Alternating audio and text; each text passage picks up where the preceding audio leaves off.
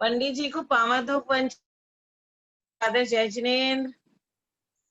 सादर जय जिनेन्द्र, सादर जय जिनेन्द्र। शुभ आशीर्वाद, शुभ आशीर्वाद, शुभ आशीर्वाद। जय बोलिए अनंत अनंत सिद्ध परमेष्ठी भगवान की जय। जय श्री ओम नमः सिद्धेभ्य, जय श्री ओम नमः सिद्धेभ्य, जय श्री ओम नमः सिद्धेभ्य। नमो अरहंताणम, नमो सिद्धाणम, नमो आयिरियाणम, नमो उवज्जायाणम, नमो लोये सब्बसाहूणम। नमस्तस्यै सरस्वत्यै विमल ज्ञानमूर्तये विचित्रालोकयात्रेयं यत्प्रसादात् प्रवर्तते। नमो वृषभसेनादि गौतमान्ते गणेशिने मूलोत्तर गुणाढ्याय सर्वस्मै मुनये नमः। अज्ञानतिमिरान्धानां ज्ञानाञ्जनशलाकया चक्षुरुन्मीलितं येन तस्मै श्रीगुरुवे नमः। नमः श्रीवर्धमानाय निर्धूतकलिलात्मने सालोकानां त्रिलोकानां यद्विद्यादर्पणाय ते तज्जयति परं ज्योति समं समस्तैः दर्पणतल इव सकला प्रतिफलति पदार्थमालिका यत्र ये आय नानानूनाननानन ममा ममा ममामि तात तीति तीतितः ततोति तातु तेति तः तोत्री तोतीति तोतितः ततो ताति ततो तोते ततता ते ततो ततः। ते ज्ञान सागर गुरु मम प्राण प्यारे, ते पूज्य साधु गण से बुध मुख्य न्यारे। शास्त्रानुसार चलते मुझको चलाते, शास्त्रानुसार चलते सबको चलाते। बंदो उन्हें विनय से सिर को झुका। यह मंगलाचरण परम पूज्य संत शिरोमणि गुरुदेव आचार्य श्री विद्यासागर महाराज जी ने अपने दीक्षा गुरु, अपने शिक्षा गुरु के प्रति लिखा है। निजानुभव शतक में पहला छंद है ये, और ये करीब 1971-2 में लिखा हुआ है, या 73 में लिखा हुआ है, व्यावर के चौमासे में। बंदितो सब सिद्धे ध्रुवम चल मनोवमं गदिम पत्ते बोच्छामि समय पाहुड़ मिणमो सुध केवली भणिदम। नमः समय साराय स्वानुभूत्या चकासते स्वभावाय भावाय सर्वभावान्तरच्छिदे अनंत धर्मणस्तत्वं पश्यन्ति प्रत्यगात्मनः अनेकांतमयी मूर्तिर्नित्यमेव प्रकाशताम्। वीतरागं जिनं नत्वा ज्ञानानन्दैक संपदं बक्षे समय सारस्य वृत्तिं तात्पर्य संगिकां। समय सार अधिकार को जी से तु तुल्य उर्धार हो पाते हैं भव्य जन जी भववारिधि से पार। गाथा नंबर 1 2 3 1 2 4 1 2 5 का उच्चारण कर लेते हैं। यद्यपि पिछला विवेचन थोड़ा बाकी है, तथापि आज नई गाथाओं का उच्चारण कर रहे हैं। पेज नंबर 122, गाथा नंबर 123, 124, 125। जीवेण स्वयं बद्धं न स्वयं परिणमति कम्म भावेण यदि पुग्गल दब्बमिणम् अपरिणामी तदा होदि कम्मय्य वग्गणासुय अपरिणमन्ति सुकम्म भावेण संसारस्य अभावो पसज्जते शंख सम ओवा जीवो परिणामयदे पुग्गल दब्बाणि कम्म भावेण ते स्वयं परिणमं तम कहम तो परिणाम यदीनानी। यहाँ पर नीचे भी 2 गाथा लिखी है, उनको भी पढ़ देते हैं टिप्पण में। अहम अहम स्वयमेव हि परिणमति कम्म भावेण पुग्गलं दब्बं जीवो परिणाम यदे कम्मं कम्मत्तमिति मिच्छा नियमा कम्म परिणदं कम्मं चिय होदि पुग्गलं दब्बं तहतं नाना वर्णादि परिणदं मनसुतच्चेव। इन 3 गाथाओं का संक्षेप में हिंदी में अर्थ पढ़ रहे हैं। अब वहां सांख्य मतानुयायी शिष्य को लक्ष्य में लेकर उद्गल के कथनचित परिणामी स्वभावपने को सिद्ध करते हैं। उद्गल द्रव्य जीव में न तो आप बंधा ही है और न कर्म के रूप में ही परिणमा है। यदि ऐसा माना जाए तो उद्गल द्रव्य अपरिणामी ठहरेगा। कर्म वर्गणाएं स्वयं कर्म रूप से नहीं परिणमती हैं। यदि ऐसा मान लिया जाएगा तो फिर संसार का अभाव ठहरेगा और सांख्य मत का प्रसंग आएगा। यदि ऐसा माना जाएगा कि पुद्गल द्रव्यों को जीव हठपूर्वक कर्म रूप में परिणमाता है, तो वहां यह प्रश्न खड़ा होता है कि जब पुद्गल द्रव्य स्वयं अपरिणामी है तब जीव उसको कैसे परिणमा सकता है। नीचे की जो दो गाथाएं पढ़ी है उनका भी हिंदी में अर्थ पढ़ा जा रहा है। यह माने कि पुद्गल द्रव्य स्वयं ही कर्म भाव से परिणमन करता है तो जीव कर्म योग्य पुद्गल को कर्म रूप, यह कहना मिथ्या सिद्ध हो जाएगा। इसलिए जैसे नियम से कर्म रूप कर्ता के कार्य रूप से परिणत पुद्गल द्रव्य कर्म ही है, इसी प्रकार ज्ञानावरणादि परिणमित उद्गल द्रव्य ज्ञानावरणादि ही है, ऐसा जानो। अब मैं परम आदरणीय सोनू बहन जी, बहुत अच्छे पुण्यात्मा, जीवात्मा, धर्मात्मा, उनसे विनम्र निवेदन करता हूँ कि इन गाथा नंबर 123, 124, 125 का हिंदी पद्यानुवाद पढ़ने की कृपा करके सुमधुर ध्वनि में। जो जीव में जड़ बंधा न स्वयं बंधा है, वो कर्म रूप ढलता न स्वयं सदा है। ऐसा तो दिया यदि भाव होगा, तो मित्र पुद्गल नहीं परिणामी होगा। किंबा स्वयं न ढलती विधि वर्गणाए, कर्मत्व में सहज पुद्गल की घटावे। साम्राज्य साख्य मत का फिर तो चलेगा, संसार का फिर पता रह ना सकेगा।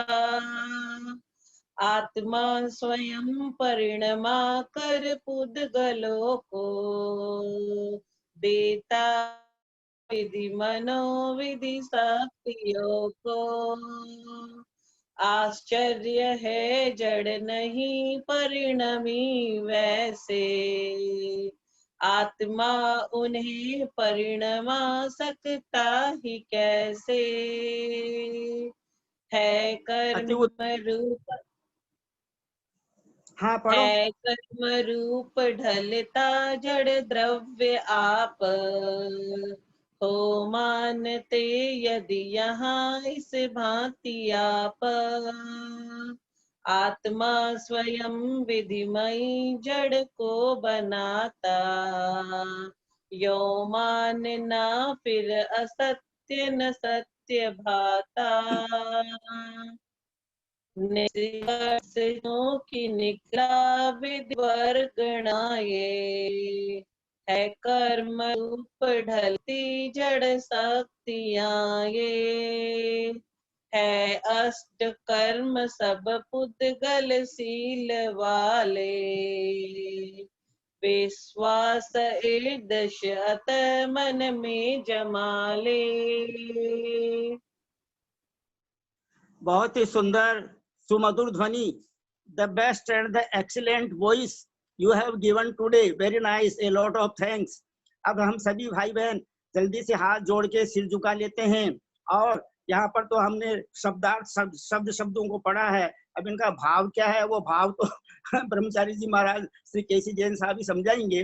इसलिए उनसे विनम्र प्रार्थना करने के लिए प्लीज अपना अनंतानुबंधी मान कषाय को छोड़कर सब हाथ जोड़ें। और वैसे तो हम अनंतानुबंधी मान कषाय छोड़ ही चुके हैं 10 दिनों में पर्यूषण पर्व में, फिर भी कई हृदय के कोने बैठा हुआ है, तो please we can order to ego that you can go from my mind and from my heart today। हम सब हाथ जोड़कर सिर झुकाकर परम आदरणीय ब्रह्मचारी भैया जी श्रीमान केसी जैन साहब को सादर चरण स्पर्श, सादर पावड़, सादर प्रणाम, सादर वंदना निवेदन करके उनसे विनम्र प्रार्थना करते हैं कि आप हमें समय सार जी के माध्यम से आत्मा से परमात्मा बनाने की विधि क्या है वो बताने की कृपा करें प्लीज। आदरणीय केसी जैन साहब।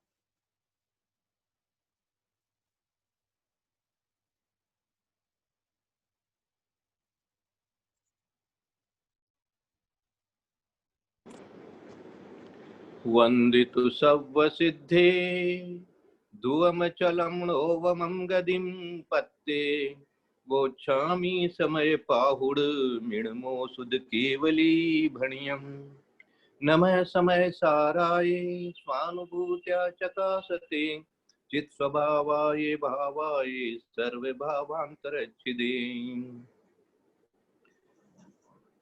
बोले देवादिदेव महावीर भगवान की जय। बोले आचार्य कुंद स्वामी महाराज की जय। बोले चंद्र स्वामी महाराज की जय। बोले आचार्य जयसेन स्वामी महाराज की जय। बोले आचार्य ज्ञान सागर महाराज की जय। बोले आचार्य गुरुवर विद्यासागर महाराज की जय। बोले आचार्य वर्धमान सागर महाराज की जय। सरस्वती नमस्तुभ्यं वरदे कामरूपिणी विद्यारंभं करिष्यामि सिद्धिर्भवतु मे सदा। बोले द्वादशांग जिनवाणी माता की जय। परम पूज्य 108 मुनिवर श्री अंतरात्मा सागर महाराज की जय। परम पूज्य मुनिवर 108 श्री सहिष्णु सागर जी महाराज की जय। परम पूज्य ज्ञानी ध्यानी तपस्वी सिद्धांत वेत्ता वैयावृत्तिशील श्री प्रभव सागर मुनि महाराज की जय। भारतवर्ष में विराजमान समस्त आचार्य उपाध्याय साधु प्रविष्टि भगवंतों की जय। भारतवर्ष में विराजमान समस्त आर्यका माता जी, एलक जी, चुल्लिका माता जी, समस्त चतुर्विध संघ की जय। भैया जी सादर वंदना, सादर वंदना, सादर वंदना। आप हम सब आशीर्वाद चाहते हैं आपसे। दर्शन विशुद्धिर्भवतु। जी।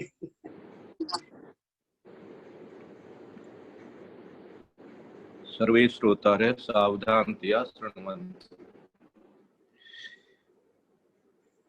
गाथा तो अपन ने आज 123, 24, 25 भी पढ़ी है, लेकिन पल्ले नहीं पड़ेगी। और इसके अंदर में सांख्य मत इत्यादि को समझाने का उन्होंने दिया है। अब सांख्य मत क्या कहता है, हम क्या कहना चाहते हैं, इन सब का चिंतन मनन अच्छी तरह से अपने को करना चाहिए, ताकि अपने अंदर में कहीं सांख्य मत नहीं घुस गया हो। देखो ध्यान रखना, दूसरे जो शांत मत वाले हैं या अन्य मत वाले हैं, वो तो उनकी बात तो ठीक है, वो क्या कहते हैं वो ठीक है, लेकिन उसी तरह की हमारी भी यदि धारणा बन जाए तो हम भी कहीं न कहीं किसी न किसी रूप से कोई न कोई एकांत मिथ्यात्व लेकर के बैठ जाएंगे। वो एकांत मिथ्यात्व भी बहुत खतरनाक है साहब। हाँ, और उसमें साथ में अहंकार या फिर ईगो या फिर थोड़ी सी विद्वता का कुट लग जाता है तो कहीं पर वो भी दिक्कत कर देता है ना। मैं इसलिए कह रहा हूँ कि बहुत से इस तरह की अच्छी अच्छी व्याख्या करने वाले भी जब चारित्र की ओर नहीं झुकते हैं तो इस प्रकार की शंका उठ जाती है कि कहीं कोई इनके जो इतना ज्यादा कह रहे हैं उसमें भी कहीं कोई एकांत का ही तो समझ नहीं बैठ गया है। तो इस प्रकार की, क्योंकि देखो मिथ्यात्व तो यदि है जीव के तो वो 5 में से कोई ना कोई तो जरूर है। हाँ, 5 प्रकार के जो मिथ्यात्व है उनमें से कोई ना कोई तो वो जरूर है। तो इसलिए वो विनय मिथ्यात्व भी हो सकता है, वो एकांत मिथ्यात्व भी हो सकता है, वो विपरीत मिथ्यात्व भी हो सकता है, कोई भी तरह का मिथ्यात्व रह सकता है। अब उसको स्वयं को ही खोजना है, और स्वयं को खोजने के लिए ये जो टीका बनाई गई है और महाराज ने इतनी मेहनत करके और इतना सब कुछ अपने को लिख करके दिया है हिंदी में, और अपने को ये ग्रंथ जिन्होंने उपलब्ध कराए हैं उनके प्रति अपन पूरा आभार व्यक्त करते हुए इनके एक एक शब्द को अच्छी तरह से ज्ञान में पकड़ें। तो उससे क्या होगा कि अपने भी क्यों कोई इस तरह की भूल चल जाए बाई चांस, या किसी व्यक्ति के कारण से अपने ऐसे समझने लग जाएं, क्योंकि बहुत तरह के लोग बहुत तरह से समझाते हैं, समय सार घर घर में चल रहा है तो इस तरह से, लेकिन बहुत सारी चीजें जो है अच्छी तरह से इसमें स्वयं जब तक नहीं पढ़ेंगे, हाँ क्या बोले वो, खुद मरिया बिना स्वर्ग मिले को नहीं। हाँ, तो इसलिए खुद जब तक नहीं पढ़ के नया तब तक वो चीजें जो है, ललिता जी ने कल भेजा एक कि भाई ये तो मेरे समझ में नहीं आया, ये नहीं आया, तो मेरा तो उत्तर एक ही है, आप पढ़ते रहो, आप पढ़ते रहो। और जो मैं लिख करके बाई चांस इसीलिए मैं थोड़ा सा पुरुषार्थ करके भेजता हूँ ताकि उसको आप एक एक शब्द को अच्छी तरह से उसमें से पढ़ सको इस तरह से। क्योंकि पुस्तक में पढ़ने, पुस्तक जो है अवेलेबल मानी साथ रखना पॉसिबल नहीं होता है, और इसी तरह से दूसरी चीजें भी जो अपने को संभव नहीं हो पाती है और समझ में भी नहीं आता है। लेकिन इसमें अगर वो पढ़ते रहो, 2 बार पढ़ते रहो, 3 बार पढ़ते रहो, मोबाइल सामने है, और जहां समझ में नहीं आए तो वहां प्रश्न भी करो, पूछो भी, चिंतन भी करो, और आकर के जो है वो यहाँ चर्चा भी करो। 5-7 मिनट दिन को ये चीजें इसके ऊपर चर्चा होनी चाहिए। इधर उधर की बातें तो बहुत होती है, लेकिन इसको जिसने समझा है वो इस पर भी चर्चा करे तो सबको बहुत अच्छा लगेगा। 1-2 जने भी चर्चा करेंगे तो बाकी 20 को भी जो है लगेगा। तो इसलिए मैं इसी को और 122 की जो गाथा अपन ने कल पढ़ी थी, पहले उसको अच्छी तरह क्लियर कर ले में। वो जब क्लियर बन जाएगी तो उसकी टीका के माध्यम से ज्ञान सही बन जाएगा, तो आगे की गाथाओं में जो स्पष्टीकरण किया है उन्होंने और अच्छी तरह से उसको उगाड़ा है, वो भी अपने को समझ में आ जाएगा, अन्यथा नहीं आएगा। मेरे को ऐसा लग रहा है कि जब तक इसकी टीका को इस 120, 21, 22 की टीका को आप अच्छी तरह से नहीं समझेंगे, तब तक उसमें कहीं कहीं कोई गलती खा सकते हैं। ये समय सार की एक सबसे बड़ी विशेषता ये भी जानना कि इसको क्रम से पढ़ना चाहिए। वैसे तो सभी शास्त्रों को क्रम से पढ़ना चाहिए, लेकिन इसको भी आप कंटिन्यूअसली क्रम से पढ़ते रहेंगे तो जाकर के इसके अंदर में आपको लाभ मिल जाएगा और कहीं भूल चूक नहीं होगी, और होगी तो निकल जाएगी।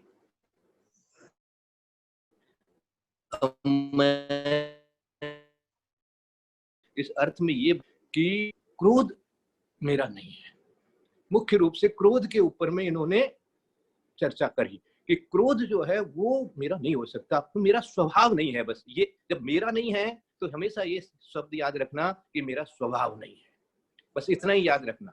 मेरा नहीं है कह देने से आप छुटकारा नहीं पाओगे। क्रोध आप करोगे और फल किसी दूसरे को मिल जाएगा, ऐसा नहीं होगा कभी भी, याद रखना। क्रोध आप करोगे और उसका फल किसी दूसरी आत्मा को मिल जाएगा, ये संभव नहीं है, या जड़ को मिल जाएगा, ये संभव नहीं है। तो इसलिए क्रोध आपने किया है, जिस अपेक्षा से आपने किया है उस अपेक्षा से उसको मानना, लेकिन स्वभाव नहीं है। इसलिए शुद्ध निश्चय नहीं लगाया और शुद्ध स्वभाव की अपेक्षा से बिल्कुल नहीं है, हो नहीं सकता। क्यों नहीं हो सकता? क्योंकि वो शुद्ध अवस्था में नहीं रहता है। इसलिए हमेशा अपने को देखो, तीर्थंकर भी दीक्षा लेते हैं तो नमः सिद्धे भी बोलते हैं।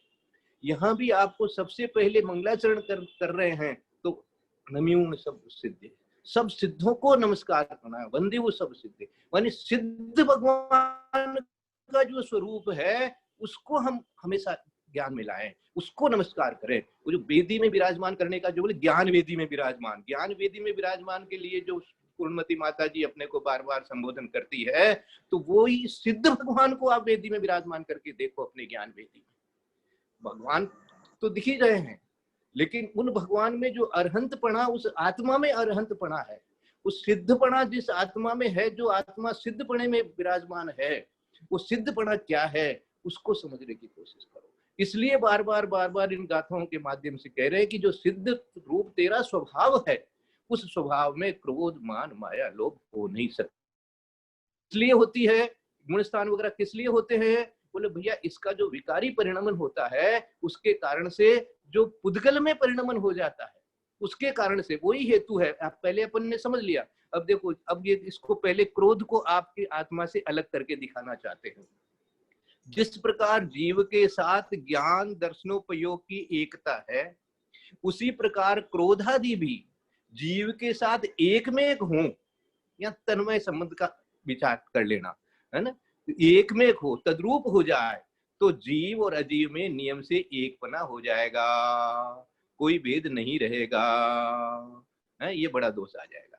क्योंकि जैसा जीव वैसा ही अजीव, दोनों सर्वथा एक ही रहेंगे।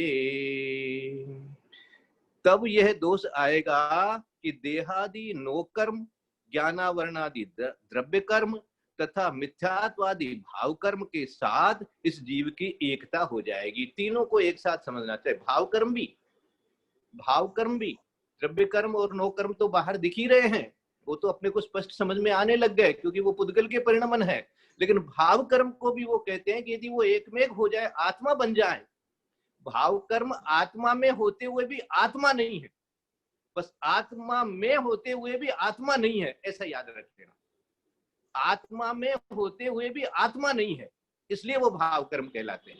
कर्म शब्द उसके लिए लगाया गया है, नहीं तो उसके लिए भी आत्मा शब्द लगा देते हम, कर्म शब्द लगाया गया है। तो कर्म कहाँ है? कर्म पुद्गल में है, तो पुद्गल में कर्म है इसलिए, लेकिन भाव शब्द भी लगा दिया इसलिए आत्मा में है। ये भाव कर्म ये शब्द जो बना है ये इसीलिए बना है कि और कर्म में भी है, कर्म से भी हुआ है, आत्मा से भी हुआ है। वो जो हल्दी वाला उदाहरण है, माता पिता वाला उदाहरण है, वो इसलिए बना है। ये दो शब्दों से ये भाव कर्म शब्द बन गया है। द्रव्य कर्म की तो बात हो गई, और नो कर्म तो दिख ही रहे हैं, पृथक है ही है। भाव कर्म को भी भाव होते हुए भी वो कर्म के साथ के कारण से हुए हैं, इसलिए मेरे नहीं है। बस इतना ही याद रखना कि ये जो भाव कर्म में ही झगड़ा है, झगड़ा द्रव्य कर्म में नहीं है, और झगड़ा जो है वो नो कर्म में भी नहीं है। ये भाव कर्म में ही अपने को अच्छी तरह समझना है।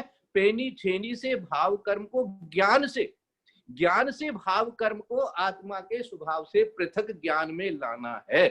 जैसा ऐसी समझ बनेगी, श्रद्धान बनेगा, तो वैसा ही फिर ज्ञान भी बनेगा।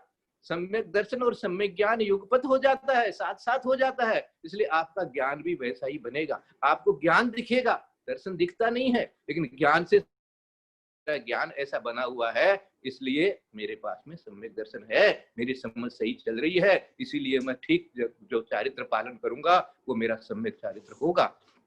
अब सोचो, इस दोष से बचने के लिए जो ऐसा दोष न आवे कि मानी ये भी एक हो जाए, भाव कर्म भी जो है आत्मा बन जाए, तो इस दोष से बचने के लिए ऐसा मानना चाहिए कि क्रोध अन्य है तथा उपयोगवान आत्मा अन्य है। बस यहां से अपने को विचार को दृढ़ कर लेना है। क्या? कि उपयोगवान आत्मा के उपयोग एक लक्षण दिया है आत्मा के लिए, और कोई लक्षण नहीं दिया है। तो उपयोग जो है, उपयोगवान चेतना, उपयोगवान जो है वो तो आत्मा है, और जो भाव कर्म बन रहे हैं, भाव बन रहे हैं। अब देखो, भाव आपके भावों को भी वो अलग कर रहे हैं, औदिक भाव को अलग कर रहे हैं, क्षायब समित भाव को अलग कर रहे हैं, सारे भावों को अलग कर रहे हैं। इसलिए खाली आपके पास में क्या रह जाएगा? आपका अपना भाव रह जाएगा, जो आप स्वयं हैं वो आप रह जाओगे। इसलिए वो शुद्ध भाव कहलाता है, परम शुद्ध भाव कहलाता है। इसलिए उसको क्या कह दिया? उपयोगमान आत्मा अन्य हो गया, और क्रोध इत्यादि जो ये औदिक भाव है, ये औदयिक भाव है, ये नहीं रहेगा आपके साथ में। ये औदयिक है मानी कोई दूसरे ने उदय कर दिया आपके यहाँ पर, इसलिए औदयिक भाव है। ये बात याद रख लेना। तो ध्यान लगाने के लिए हमेशा उस तरह के उपयोगवान आत्मा को पकड़ना है ना। जो मन से भी आत्मा को अलग करने की विधि जो है ना, ज्ञान से, पेनी छेनी से, उसको आप खोजने की कोशिश करिए, चिंतन में बैठ करके कोशिश करिए, एकदम शांत होकर के उस चिंतन को भी बंद कर दीजिए, तब जाकर के ऐसा लगेगा कि आत्मा भी है, आत्मा भी है। वो इस चिंतन एकदम साइलेंट हो गया है, तब पता। ये इस दोष से बचने के लिए ऐसा मानना चाहिए कि क्रोध अन्य है तथा उपयोगवान आत्मा अन्य है। तो जैसे आत्मा से क्रोध अन्य है, उसी प्रकार इतर सब प्रत्यय भी तथा क्रोध कर्म और नो कर्म भी, सब प्रत्यय में गुण स्थान वगैरह ले लेना कि गुण स्थान भी जो बन रहे हैं वो भी उससे ही बन रहे हैं, से कोई गुण स्थान नहीं बन सकता है। गुण स्थान भी बनेगा तो वो इन भाव कर्मों के कारण से ही बनेगा, क्योंकि भावों को नापने के लिए ही, उसी के लिए तो ये सारे गुण स्थान बताए जा रहे हैं, है ना। जैसे मैंने उदाहरण दिया था, कपड़ा 3 गज, कपड़ा तो कपड़ा ही रह गया, लेकिन उसको बेचारे को 3 गज का नाम मिल गया। और 3 गज कौन है? कपड़ा ही तो है। उसको हम 2 गज भी नहीं कह सकते, उसको 4 गज भी नहीं कह सकते। 3 गज कपड़ा है तो 3 गज है वो, उसको नाम देना पड़ेगा 3 गज आपको, लेकिन वो कपड़ा गज नहीं हो गया है, याद रखना। तो इसी तरह उस उदाहरण से थोड़ा सा अपन ज्ञान में ला सकते हैं कि मैं तो मैं ही हूं। अब मैं जो मैंपना जिसमें आने लग जाए, तो किस में आने लग जाए? उस शुद्ध अवस्था के लिए तो मैंपना आने लग जाए, और बाकी के लिए कि भैया ये जो है ये हृदय के कारण से है। ये समझ बनने से ही देखो आगे की गाथाएं अपने को समझ में आने लगेगी। और अब इसकी मैं टीका जल्दी जल्दी से पढ़ रहा हूँ, आप लोग ध्यान से सुनते रहिए तो देखो पकड़ में आने लगेगा। जैसे ज्ञान दर्शन रूपोपयोग जीव से तन्मय है, क्योंकि अग्नि से, क्या उदाहरण है, अग्नि से उष्णता के समान व आत्मा के साथ अनन्य ही देखने में आता है, कभी किसी भी प्रकार उससे पृथक देखने में नहीं आता। दर्शनोपयोग और ज्ञानोपयोग जो है वो आत्मा के अतिरिक्त और कहीं भी नहीं मिलता। आकाश द्रव्य में नहीं है, दूसरे जो अजीव द्रव्य हैं उनमें भी नहीं है। पांचों द्रव्य को अजीव द्रव्य कहा है और एक को जीव द्रव्य कहा है। उद्गल तो खाली दिखता है, बाकी जो चार द्रव्य है वो भी अजीव ही है। अजीव में तो पांचों को लिया और इसमें आपको जीव को एक ही द्रव्य लिया है। तो वो द्रव्य क्या है, उसका क्या, वो कहां से पकड़ में आएगा, वो कौन है, वो दर्शन ज्ञान है। बस वो जो मैं दर्शन ज्ञानपना जो चल रहा है वो देखो ज्ञान, इसीलिए मैं कहता हूं कभी कभी ये जो मति ज्ञान श्रुति ज्ञान है ना, ये ज्ञान नहीं है, ये ज्ञानपना नहीं है, ये ज्ञान की विकार अवस्था है, पर्याय है इस समय की, क्षणिक है ये भी, ये नहीं रहेगी, ये तेरा स्वभाव नहीं है। हाँ, मति ज्ञान श्रुति ज्ञान स्वभाव नहीं है आत्मा का, तो ज्ञान है और उस ज्ञान का नाम केवल ज्ञान हो जाता है, वो प्रकट नहीं है। इसलिए हमको तो मति ज्ञान श्रुति ज्ञान के माध्यम से ही, देखो मति ज्ञान से श्रुति ज्ञान से हम उस ज्ञान को जान सकते हैं, ये श्रुति ज्ञान की विशेषता है। उसको जानने के लिए, उस केवल ज्ञान का स्वभाव जानने के लिए, केवल ज्ञान रूप को जानने के लिए श्रुति ज्ञान जो है हमें काम आ रहा है।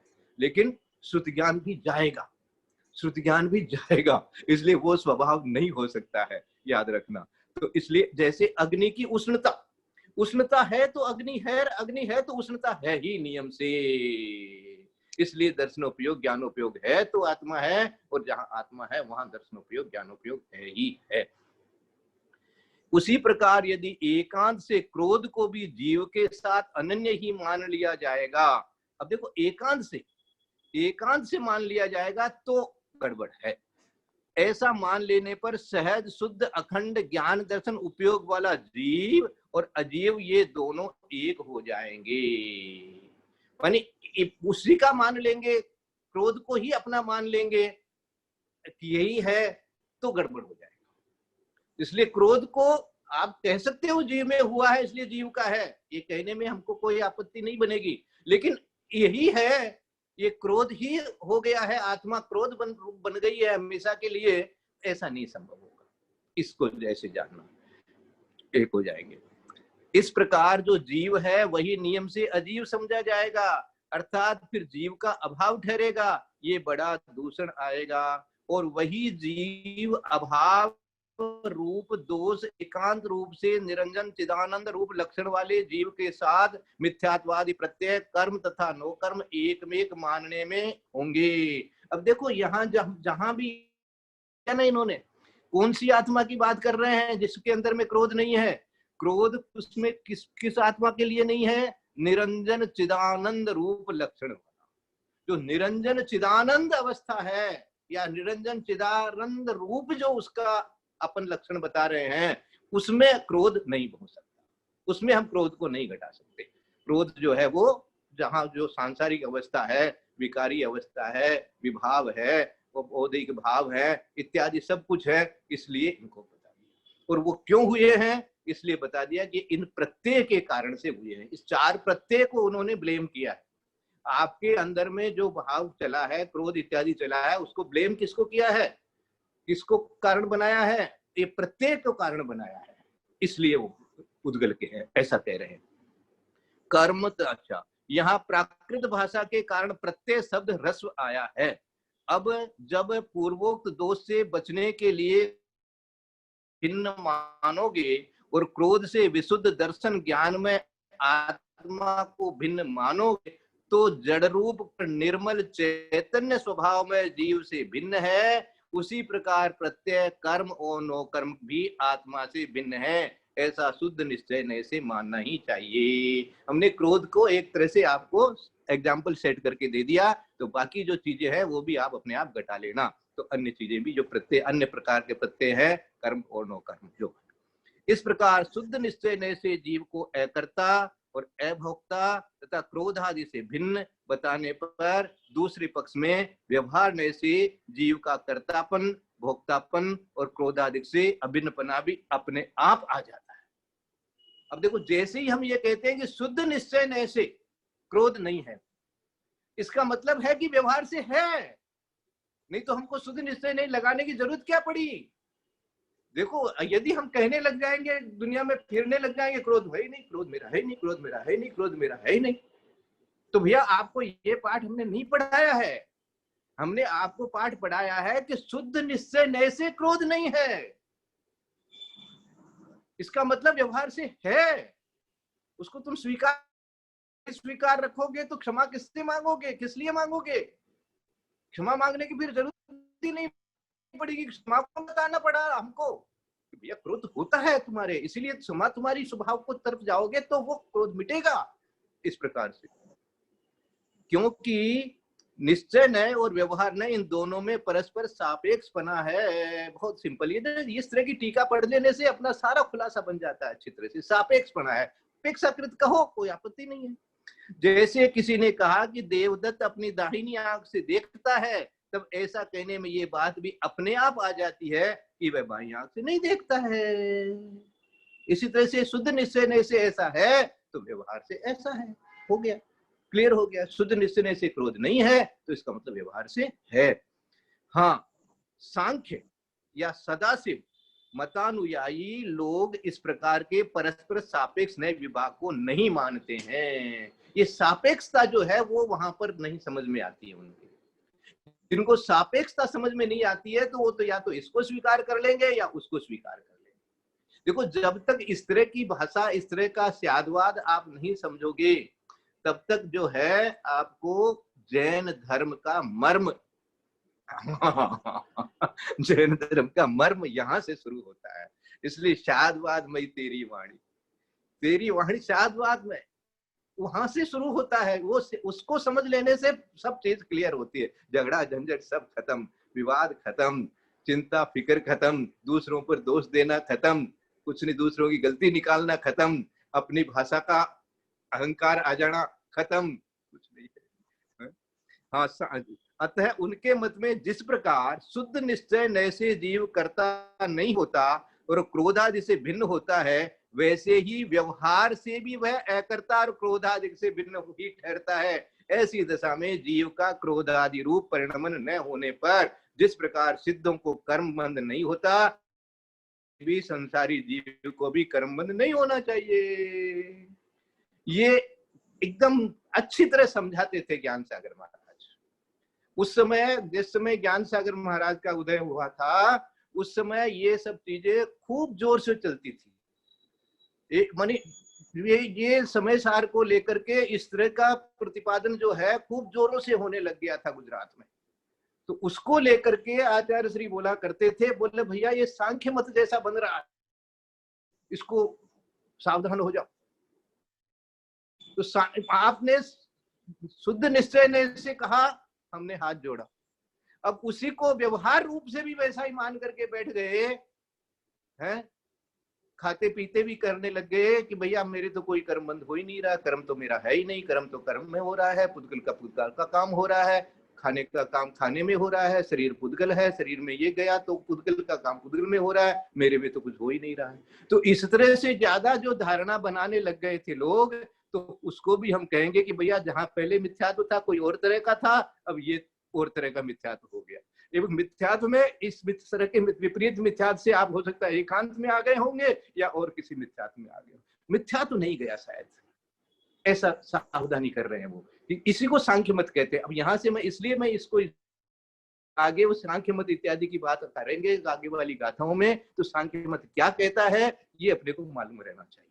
सांख्य मत ये कहता है कि जैसा निश्चय से क्रोध मेरा नहीं है, ऐसे कोई व्यवहार में भी नहीं है, तब मेरे कुछ होता ही नहीं है। मेरा जो कर्म ना, जो कह देते ना सम्यक दृष्टि के तो बंद होता ही नहीं है, या इस तरह की बात होने से कर्म का बंद होता ही नहीं है, उसके अंदर में कल आपको बताऊंगा। वो एक गाथा आई है, उस गाथा में बहुत स्पष्ट किया उन्होंने, आचार्य महाराज ने, अमृतचंद्र आचार्य महाराज ने स्पष्ट किया है कि ऐसा नहीं है कि आप जो है विषयों में रहो, और कह दो कि विशेष सेवन करते हुए भी मेरे तो कर्म बंद नहीं हो रहा है, ऐसा नहीं माना जाए। और इस काल में तो वो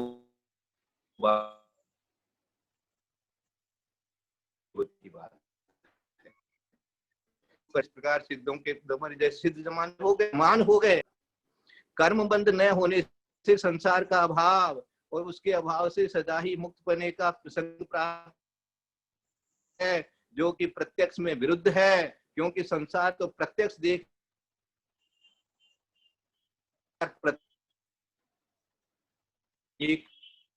एकता मानने का निराक्रांत रूप से जो है इनको एक मान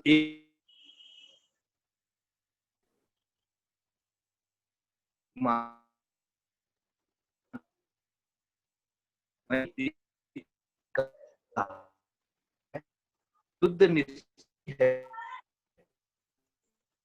रूप से मत ग्रहण, इसको सापेक्ष रूप से ग्रहण करना। एकांत मानने का निराकरण करने के लिए कहा है कि शुद्ध निश्चय से नहीं है, बस ये शुद्ध निश्चय शब्द साथ में रखना, वो तुम्हारा कवच रहेगा, तुम्हें एकांती बनने से कवच बना करके रखेगा। और यदि तुम उसी को रटते रहेगा तो व्यवहार में भी तुम्हारा वैसा व्यवहार बन जाएगा, तो तुम तो जीवों को मार देगा, तुम तो अनर्गल प्रवृत्ति कर लेगा, स्वच्छंद हो जाएगा। तो ऐसा नहीं हो सकता है। यहाँ शिष्य शंका करता है कि आपने ऐसा बहुत बार कहा है कि शुद्ध निश्चय नय से जीव करता है, किंतु व्यवहार नय से करता भी है। तब आपके कहने से जीव व्यवहार नय से जिस प्रकार द्रव्य कर्मों का करता है, उसी प्रकार रागादि भाव कर्मों का भी करता है ना, व्यवहार से। तब द्रव्य कर्म और भाव कर्म में दोनों एक हो जाएंगे। आचार्य कहते हैं कि ऐसी बात नहीं है, अपितु दोनों एक होकर भिन्न हैं, दोनों एक होकर भिन्न हैं।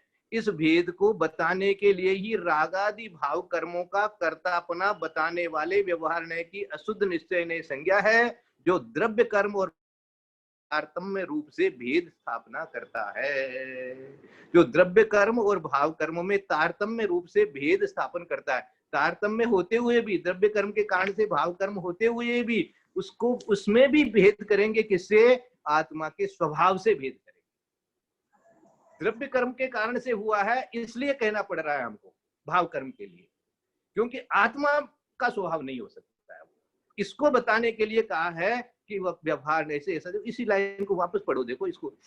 आचार्य कहते हैं कि ऐसी बात नहीं है, अपितु दोनों एक न होकर भिन्न हैं। मानी दोनों एक नहीं हो गए। कौन? भाव कर्म और आत्मा एक नहीं हो सकते, उनको भिन्न समझाना है। इस भेद को बताने के लिए ही रागादि भाव कर्मों का कर्तापना बताने वाले व्यवहार नय की अशुद्ध निश्चय नय संज्ञा है। हमने व्यवहार नय को क्या कहा है? अशुद्ध निश्चय नय कहा है, क्योंकि होगा उसी में हो रहा है, तो उसको भी हम निश्चय से मानेंगे। आत्मा में ही हो रहा है, भाव कर्म जो हो रहे हैं वो आत्मा में ही हो रहे हैं, वो पुद्गल में नहीं हो रहे हैं। भाव कर्म के लिए पुद्गल में हो रहे हो ऐसा नहीं कह सकते। भाव कर्म आत्मा में हो रहे हैं, पुद्गल के कारण हो रहे हैं, लेकिन हो रहे हैं आत्मा में। याद रखना, पुद्गल में भाव कर्म नहीं होता है। कर्म शब्द प्रयोग किया गया है, भाव कर्म आत्मा के लिए प्रयोग किया गया है। इसलिए आत्मा के लिए जो व्यवहार से जो हो रहा है, उस व्यवहार को हम क्या कहेंगे? अशुद्ध निश्चय नय के। ये अशुद्ध निश्चय नय की संज्ञा हमने उसको क्यों दी है? क्योंकि वो भी निश्चय से है लेकिन अशुद्ध है। इसलिए वहां पहले हमने लगाया शुद्ध निश्चय नय से क्रोध नहीं है, और अशुद्ध निश्चय नय से हमने स्वीकार कर लिया कि भाई रागा भाव तो हमारे में हो रहे हैं, है ना। देखो, इस भेद को बताने के लिए ही रागादि भाव कर्मों का कर्तापना बताने वाले व्यवहार अशुद्ध निश्चय नय संज्ञा दी है।